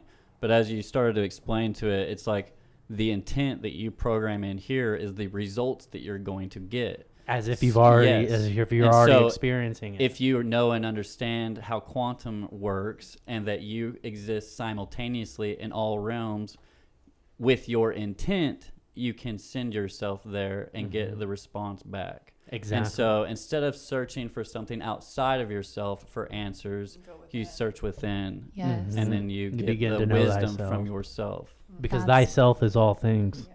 That's what hypnosis is all about in hypnotherapy. Man, that's interesting that you said that. We've said a lot of this same stuff, but I think a lot of religious fanatics in any religion refuse to grow spiritually. We kind of talked about this when our first podcast together, how like fully believing in the Bible as an absolute truth will actually stunt your spiritual growth because you're constantly looking for an outside source to give you something that you're supposed to be finding within yourself. So that's what I got from you guys. Just Yeah, talking. so I mean, I don't feel like we're here to just dog Christianity or dog any type of dogma. It's just like, I know I talk it's about it a kinda lot because like- I struggled so deeply with it for so long. Yeah, I can tell. It's and it's how I relate to a lot of the stuff that's foreign to me is like through that lens, and I know so many people that struggle and have these same questions, and they're so scared to either go They against just their don't wanna family talk or about they it. feel like there is a hell and they're only doing these things and they're really scared to talk about it because it might shake their own belief, and I think me talking about it is I'm just trying to be authentic with my own struggles. I know there's thousands of people that are going to hear this that are having the same issues, and to know that it's okay to have these questions and to actually search and to ask people, and don't just go ask your pastor who's going to just give you the same answer. There's other routes to find answers for what you're struggling with spiritually. So Absolutely, and that's one thing that we're offering here is more information, right? And we challenge you to not even believe us. We're not asking you to believe what we're talking about. What we're saying is to take the information, observe it. If you can apply it in your own daily life, have some repetition with it, feel it, see it, experience it, and then you'll form your own truth. Yeah, make your own truth, make your own Exactly. observation, make your own reality. And so what you're going to catch from us is like a free master class, and not in the sense that we are master students, although we all are masters, and that's why we're here doing this. Each and every one of us, all the listeners and everyone abroad and anyone in all of creation, we're here for a very specific reason. Well, it sounds like traditional Christianity, the way that it was, told to us. Indoctrinated. It seemed like that it wasn't. It just wasn't for internally. We just were. This wasn't working for me, or this is not for me. This is not my truth. And that these other things that we're discussing today is what led us to a path of some sort of realization. I don't know. I don't want to say this works for me. I mean, what is it that, like, is that why I'm doing it? This works for me. Like, and if Christianity works for you, then I'm happy that works for you. This is what worked for me. Is that where we're at? Well, and here's think really so. what we're offering is the ability to help navigate the excitement and the love in your life. And being able to identify what love is to you, what it feels like, and how to replicate more experiences to match that frequency. Now, along the way of doing this, right, you're going to come up against all of the shadows and all of the things that you believed that resist those truths, right? And so whenever I made the step and I'm like, all right, I am that I am. I'm beautiful. I'm grand. I'm magnificent. I'm pure. I'm holy, and I'm balanced, and everything is perfect within me. Well, then my higher self goes, all right, he's ready. Let's give him every reason of why he's not. Yeah. And I had to step through those mountains and through those trenches of every reason why I was not perfect. Resistance is the catalyst of change. Like you have to meet resistance to break through to the other side. Exactly. But going back, you talked about like finding love and like what calls you, what stands out to you, and I think that's what it comes down to. And what you were talking about, like it's all about resonance. So we're all right, here and so at different I think levels. a lot of those indoctrinations, they elicit a lot of fear. Yeah. And so that to me throws that out of the equation altogether, because you're Fear is the opposite of you love. could still be in love, but you're divided into two spectrums. Which gives you a specific vibrational frequency. And if you can hold the vibration of love solely, that's people will see. You'll just see people that you are complete strangers to you just light up because you're embodying love. Like you resonate, you bring up the vibration of those around you. Yeah. And so it just makes more sense to. That's why I know what's going on in the world, but the fear can't penetrate my aura, because I really do feel if people are looking for a purpose and a calling in life, I really do feel like there's no better purpose than embodying love 24/7. Yeah, it changes the world around you. And it Changes feels everybody good. you come in contact with, and gives them an opportunity to feel the same way because they can see it. Talking to yeah, the microphone. one person vibrating at like 700 hertz affects like something like 70 million people. And so it doesn't take a very large percentage of the population on the earth currently right now on her trajectory to reach that vibration of love, which is only like 450, 500. And you can match that frequency just by being only 51% in service to others. And so now obviously the more in service you are and the more whole you are, which means that you've reached a state that you don't lack anything, or you don't want anything, or you don't have any expectation of anything. Now, that doesn't mean you don't fully enjoy a blissful experience in every single second. You know, a lot of people misjudge this whole spiritual ascension. Like, well, if I'm going to be all loving and nurturing and compassionate and like, you know, forgiving, well, there also comes the point of the yin and the yang to where like you got to put your boundaries into place and you got to know when to say no, right? There's two sides to the coin, and the idea is to be able to balance those perfectly and then find your purpose, find your love, which only happens within, right? You cannot find any love outside of you to create love within you. The love outside of you just purely reflects the love that's already within you. And so learn how to love yourself. Learn how to calm the mind, silence the world, you know, and just spend some time with yourself. That's the key. Totally different direction a little bit. Do experiences in your past lives affect your personality in this one? I think it can. You know, I mean, depending on what your experience was and what you saw in your past life. Maybe it's like a certain desire from either like being an athlete or a preference of some kind. Because people, like, you hear people joke around like, "Oh, maybe I was this in a past life." Do you think there's any truth to that?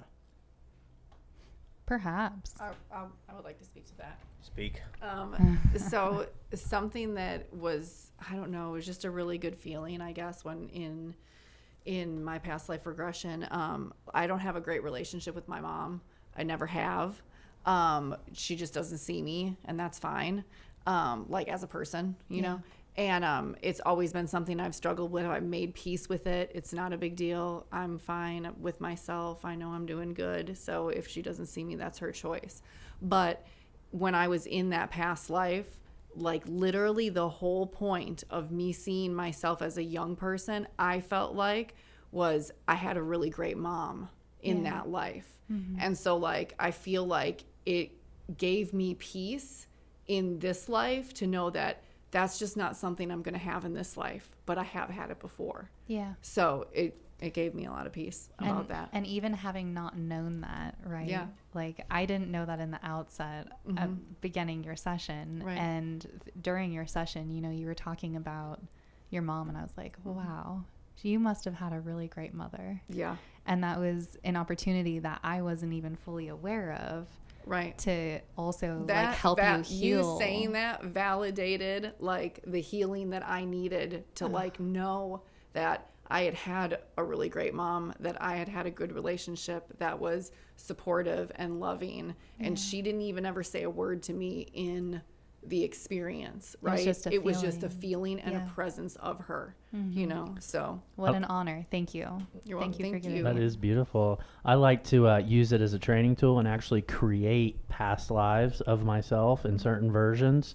And then channel that energy. How do you create a past life? So like, for yourself? example, like say, I'm about to go, I want to be an athlete of a certain sport, right? Or say I'm about to go join the military or something, right?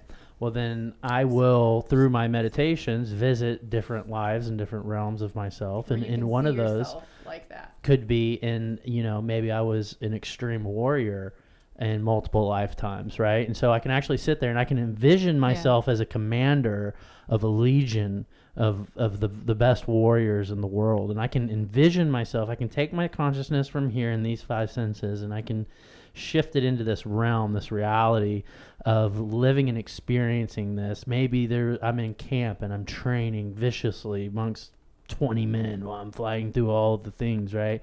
And then I can channel that energy into this lifetime and utilize at will those skills, right? Because it's nothing that I'm learning. It's something that's already within me. It's already information within me. And so it's just about being able to access that information and then to realize that information is happening currently right now. So are you talking about the power of imagination, that it's more than just daydreaming? Exactly. Mm-hmm. Yes, it's a tool. It's a quantum manifestation tool. Our higher faculties of thought patterning and emotions and the ability to cultivate and create, because you can't think of something that doesn't already exist. Right? That's a known fact in the quantum realm, that if you can think it, if you can conceive it, then it exists currently right now in physical, in totality. Right. The issue is our attention span so short that we're having a great conversation about this right now. But when we go hop in our cars and we take off, well, then that protective personality, the ego, the alter consciousness, whatever you want to call it, right, kicks back into control drive and is like, oh, I got to make dinner for the kids. And we got, such and such is going to be over here at this point in time.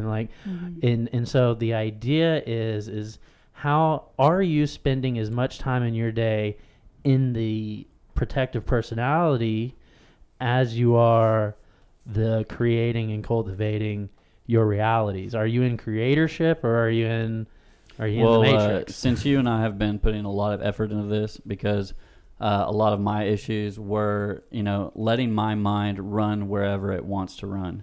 So that's lack of having that narrow focus that you're discussing. Right. And then that's lack of you having the clarity to create the reality that you want, because you're in distortion, essentially. And so an exercise that I've really taken this really seriously, doing the exercises, doing the breath work, doing the meditation, because it's all of these things that's helped me become a whole, calm, peaceful person. It's the whole spectrum of things.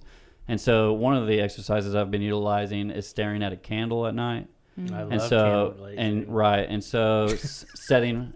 Hey, you're joking, dude. No, he's like, laughing out, which is the way Josh said it. He's like, I love candle gazing, bro. He's like, he puts a little icing on the cupcake. But anyway, it's just Josh's delivery to that. You got to get the right candle though, man, because that makes a difference. So woodwick work really you just good? light this candle and you meditate in front of it. You set a timer for about 10 minutes. And every time you have one of these fleeting thoughts come up, it's like refocus back towards the candle. Does it help because it's flickering? Like, does no, that have something honestly, to do with it? There's probably some sort of metaphysical property in a candle. Well, because I feel like. But what you're doing when you're scrolling, you're creating a small, short attention span, because we're getting things in short bursts and short dopamine hits. And so when you're removing the social media and then you're utilizing the candle exercises, you're attempting to gain that attention back by sitting down with it and removing the thoughts. And so that space between your thoughts is the attention and focus that you're cultivating. It's about holding a single point of consciousness. And so what he's saying is he's just holding his mind, his thought, his attention. He just is the flame with no thought. So where my favorite thing to do would be smoke a blunt and just sit there and think. I just like think and think and think and think and think and think. And now I don't think that is definitely not a healthy way to go about things, mentally speaking, because we are creating very analytical and repetitive. I refer to it as mental masturbation, So it's like, it's not something you want to partake in every day, Right. Nick. That's funny. Let's spiritually shame some people. Are you mentally masturbating right now? Well, not anymore. You walked in on me. Well, here's the thing. It's like, I thought I was doing a service, but all you're doing when you're mentally masturbating, or what you're doing is you're running through all the possible scenarios in your mind of the things that could happen, or you're getting that same dopamine hit from that type of thinking.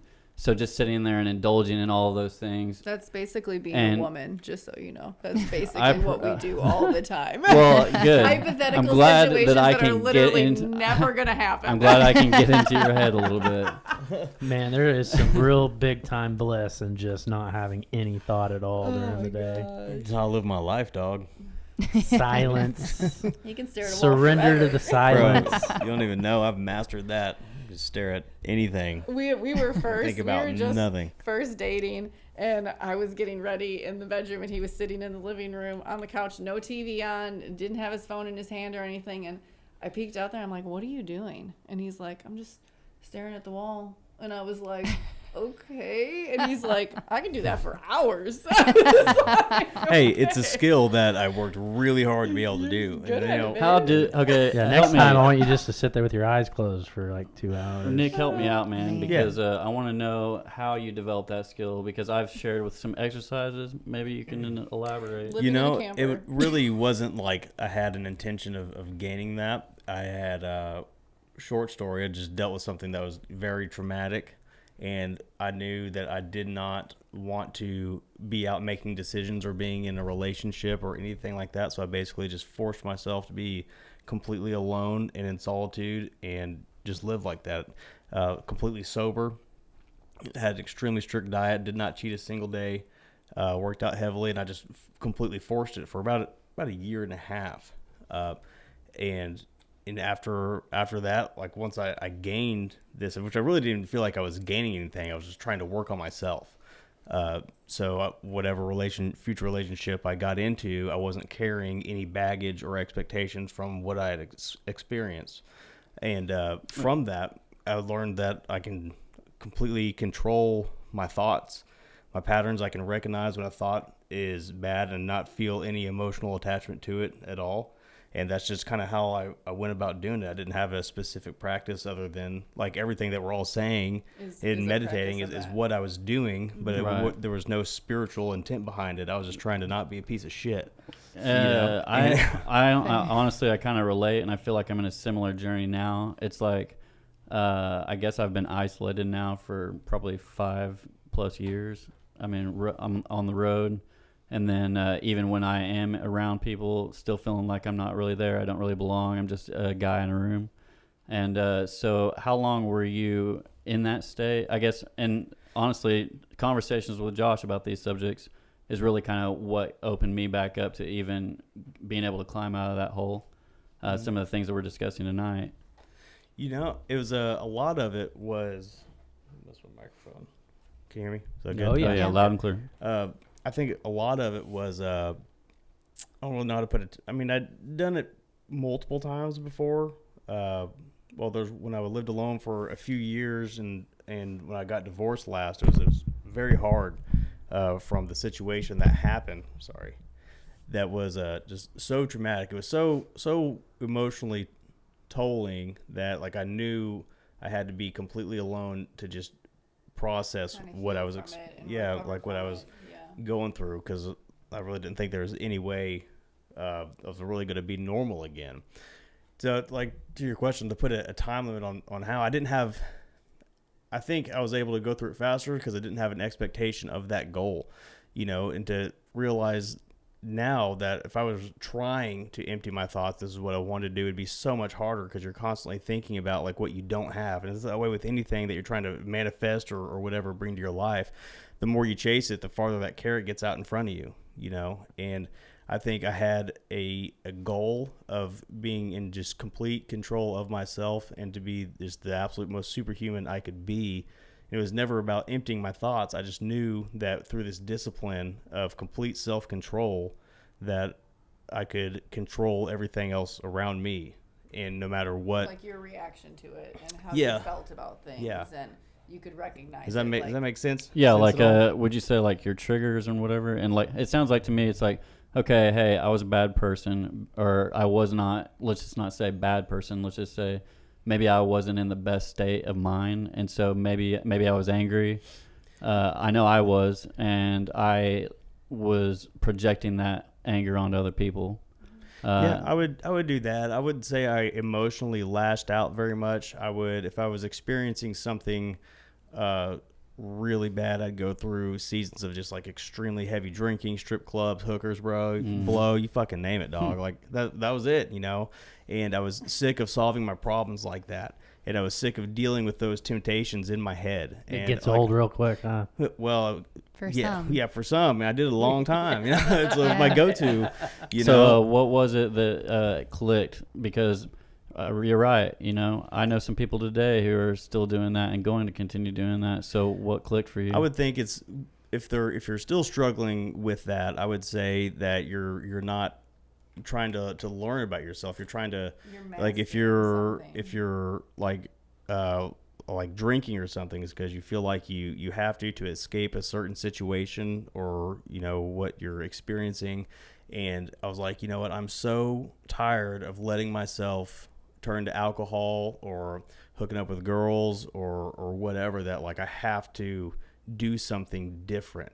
And I didn't know what else to do other than just to sit with my thoughts, Let and it all examine go. and fully Go examine, into solitude. and let it go. And Which and is really fucking scary for a lot of people. it is. Yeah, I mean, it most wasn't. people It are- wasn't fun. It wasn't some blissful meditative. Yeah. Here's the thing: experience. most people are comfortable in their escapisms. I mean, and there's more than just the ones you've listed. Anything Right. and everything to avoid the possible confrontation of yourself is an escapism. Video games are an escapism. You know, going to TV. work, immersing yourself in work. And Well, and a then- lot of that isolation too, like whenever it first kicks in. I mean, what you're doing is you're ripping off the band-aid of the character identity, right? And so you have all of a sudden had grown up in this world, this environment, and this realm, and this is just where it ended up at was, you know, with the drugs, with the girls, with the fast lane living.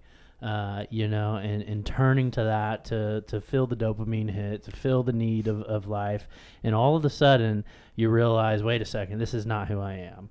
Right. And so, but when the consciousness wakes up, right, we then learn very quickly that there's a subconscious, and that the subconscious is the larger operator of the program. And so the first step is just awakening to this fact. And the second step is the dark night of the soul. It's that journey, that spiral, that isolation, the solitude. It's the time that you get to now come up against all the things that you no longer wish to be because you know you're not them, but you have been telling yourself you are those things so frequently and repetitively. I believe over your it's life. what we've done by these processes and why we've taken them to be so serious and so important is because we had to undo the programming.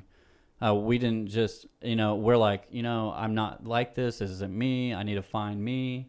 It's like, it's all about undoing this programming that you may have a different feeling to it, but You're it's right like, on the dot. yeah, it's like what they've done to us through, I don't even want to say what they've done to us because they are me. And we are one. And so it's like, I'm not trying to point my finger at these people anymore and say, these are the dark forces of why I'm fucked up. Like we all have our own choices. right. Yeah. And so emanating love within and pushing it outward as opposed to having them but they told me, I'm weak. I'm worthless. I need them to survive, and they beat us down and beat us down and beat us down. But I feel like it was up to me, or like to not blame any outside force for what was going on in my life, but to just continue digging in solitude. Yeah, like right into that, I think a lot of what I was doing was taking just extreme ownership of absolutely everything in my life. Everything, even the stuff that was really, I felt unfair at the time or outside of my control. I just took complete ownership of it. Everything in my life is my fault. And then that with the isolating myself and learning to control my thoughts, I eventually arrived to a point where there's no external event whatsoever that can stir my emotions to a point where I will react emotionally about anything. I may feel an emotion. Josh talks greatly about these topics too. I may feel an emotion, but I won't do something damaging to me or make a decision. Or so, like, for instance, like other breakups and stuff that I've been through, I would eventually, immediately get on Tinder or Bumble or whatever and just start finding some fat chick to plow. It just sounds like, dude, it sounds that's real like shit though, and people won't admit that, but that's what a lot of men do. It's real talk. It's real shit. talk. what you're describing to me is that we His finally life. No, we I'm finally we finally built I love some you, babe. Sorry. we finally built some mental fortitude. And so, like, just the Yeah. smallest thing isn't going to crumble us. Like, Well, it's okay to like anger comes up, right? And then you can get to a point where you notice it. It's conscious And- awareness. Yeah, and you are outside of it Mm-hmm. while you feel it, and you can consciously, in a second, you can be like, oh, that's where this is Yeah. coming from. any situation I'm not finding success in, and what we're working hardcore on is rewriting the paradigm, rewriting the program, rewriting the guy who I thought I was. Right. Because I thought I wasn't this or I wasn't that and I wasn't incapable of that, and just replacing those with, no, I am this, I am that. And I when you can get do. really good at it, you can transmute those energies in live moment, And so when something strikes, a situation happens that maybe doesn't really go well with your version of reality, well, like Shayna is saying, if you can step outside of the emotion and just observe the emotion there, you can give thanks for bringing awareness to the distortion within you, which will instantly bring balance into it. And then simultaneously with our third eye and our ability to cultivate or trigger a higher vibrational frequency, maybe of joy or excitement, you can rewrite mentally and physically that exact same experience in a completely different timeline. And in hypnotherapy, we use anchors also. So using your index finger and your thumb, whenever you feel joy or pride of something that something that you've done that you're very proud of. What's that? You can just, anchor it in. So press it in every time that happens. And when you're feeling down or when those moments of anger come up, then you can feel that again. And that's Neural pathways. So Dustin, kind of what she's talking about, so Neural there would be pathways. times that you would practice cultivating love frequency and feeling that, and while you're practicing that frequency, pick an anchor. You're creating something for yourself to be able to help trigger that So you emotion. can transmute So you a can- negative polarity. Exactly. And so Because, I mean, when we're talking about this, if I'm thinking back to even maybe the guy I was maybe before I got here sometimes, I don't know. It's just like, which is a different life. yeah. I think I lost my train of thought here, but Yeah, I will say, one of the things that, what I was saying about, being able to isolate my thoughts and what I've gone through, it's helped me to be able to love everyone around me at such a different level that it's life changing to every single relationship that's ever been in my life. Recently we had someone very close to us, so we'll get into it here, but made some comments to Shayna that were nothing really directly mean or anything like that, but it was people who were real close to us that could have easily caused a massive wedge in everybody's relationship around us. And being able to not respond as 98% of people would hearing these certain things, just isolating it and just literally just going over to this person that said stuff like, you know what? I was like, I just love you. And I don't care. We're all human, and you said things, and it's I just don't care. I just love you. We're all family. We're all just going to sit here and just love each other because it really doesn't fucking matter because we're all going to die and learn these lessons. And really, and it was not really only that, it's strengthened everyone's relationship involved to such a different level that this experience that could have been very bad will probably never happen again.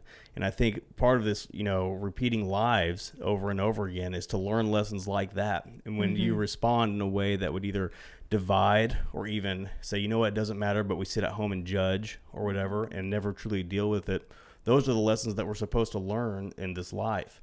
And when we refuse that, even though it may not have a direct karmic event, that, they may owe me something, whatever, this undealt with angst that can really ruin relationships for as long as you're alive in this life. So being able to control your mind and get to a point where you can isolate these thoughts all the time is so necessary for your life that you'll never progress anywhere until you learn to do that internally and learn to live with yourself and by yourself and love yourself for what you're thinking. And if you're always chasing some type of external thing to pull you away from what you're experiencing, you'll never grow as a person. And I just want to point out really quickly that we're always growing, right? Like that's the point of the journey, is to learn and to grow and to heal and to level up. And there's no destination. I think that's one of the falsehoods that's kind of paraded around, is that I'm going to make it someday. And look, yeah, you might make it to where you're thinking you're going to make it in that moment of thought. But there's another level to reach. You're literally telling the universe that you're not already there. So give me some more lessons while I'm here in this realm. Yeah. So I may be able to achieve that one. It's constantly changing. You know, like tricky. I'm probably the oldest person here, but like who I was 5 years ago, I am probably. How old are you? Who I was 5 years ago is still me, but you know, it's a different version of me. Well, here's the thing. There's no end result. It's like pulling on a thread off the sweater, you know, and you just keep pulling this thing. I guess I thought when I started this, I was like, okay, I'm finally going to be this person and I'm going to be conducting business and I'm going to be awesome. And you're like, damn, no, I'm still pulling on shit. And I think that would become frustrating to anybody who's not really committed to the work, because it's kind of like, in that moment of never feeling satisfied, you have to be content and satisfied. Yeah, be content. Because I got lost in the idea of I need to get better, and I'm not ever in a mental state where like I'm also divinely perfect. Like, I think that's also a good opportunity to mention a very simple exercise. Like y'all are like master class over here. Thank you. No, you fit in. You're amazing. Thank you.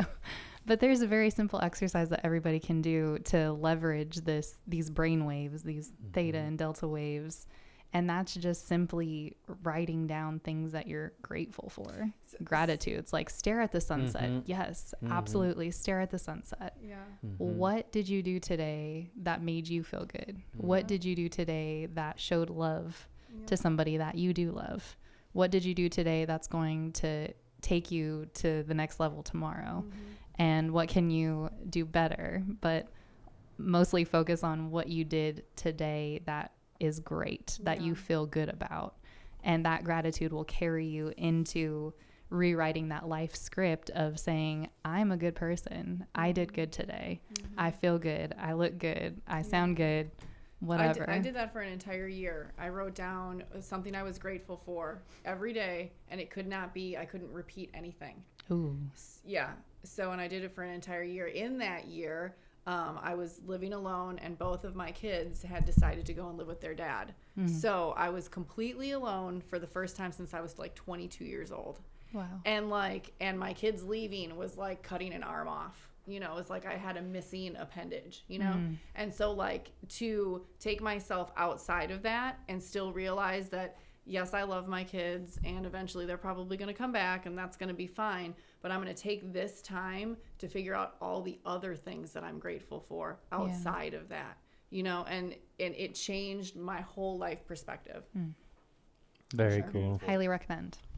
10 out of 10. 10 out of 10. So I guess when you started that, because I remember it's been a process for me to not think in a deep, dark, depressing manner. Sure. Like, and even this, and I've known all of these concepts for probably 10 or 15 years. Sure. I've known about the books. I've read the shit, you know, Yeah. and I've faked it until I maked it is the only way that I could plan. And man, I hit the floor and bounced back up and hit the floor and bounced back up and hit the floor. And in that process, I was just over the positive thinking. Yeah, it was just like, annoying. yo, I want to go back to calling myself a piece of shit again. Like that feels good. Like It's a known association that you have. So it's with comforting. yourself. It's comforting. Yeah. Yeah. That's what's in the subconscious mind. You're is addicted to the misery. associations. I always like to tell people that. But It's okay. You're what's- just addicted to your own misery. But it's so what's carry known to on. you. Mm-hmm. Like what's not known to us is the scary shit, because we know what we know. Mm-hmm. And we've been okay up until this point, so why change it? Mm-hmm. And that's where a lot of people get stuck, and that's all in the subconscious mind. And that's why it's important when you have a goal, you say, this is my goal. I set this intention to do XYZ. Yeah. And then we look into the subconscious mind. We say, what's going on? Like, where is the misalignment, and how do we align together? And that's, again, part of the point of hypnotherapy, is aligning the conscious mind with the subconscious mind. So you have an intention, you do the work, you find the... And so how much is a session? You just got one. You owe her $200, bro. No, we didn't get there yet. Oh, man. And she's like, and snap. All right. It was a very good podcast, guys. We're going home now. We're like, what just happened? All One, of a 2, 3, sudden 4, we wake 5, up and eyes all of our open, wide wallets are awake. gone. That is not in alignment.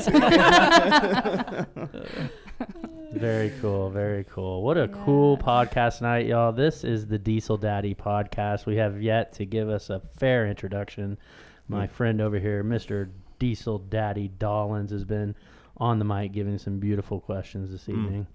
Yeah. What am I doing? Are you introducing me? I was introducing you. Saying, yeah. Like, This is our time in the podcast where we take a few seconds to Thank our say who we are. sponsors. This is the Diesel Daddy Podcast. This is a Raquel- beautiful Yeah, conversation thank you. into past life regressions and was good, into guys. the quantum field. Hey, man, leave some comments on this stuff, guys, because I'd love to help you out. And if you want to argue the Bible with me, man, I love doing that. So just for the fun of it. But yeah, man, thank you so much for coming out here. I really, really appreciate it. I've been looking forward to this all week, really. So can you give us a rundown too of where we can find you on social, where you're at, and maybe like where we can find your pricing and services? Sure. You can find all of that information on my website at sapiens.love. I'm also on Instagram at ross.sapiens. Ross? Raw. Raw. RA.sapiens. Cool. Yes. Cool. Yes. Yep. And tell her the Diesel Daddy sent you and you'll get a discount. We'll make it happen. All right. Guys, thank you so much for being here. This is the Diesel Daddy Podcast, and we are out. Peace. Awesome.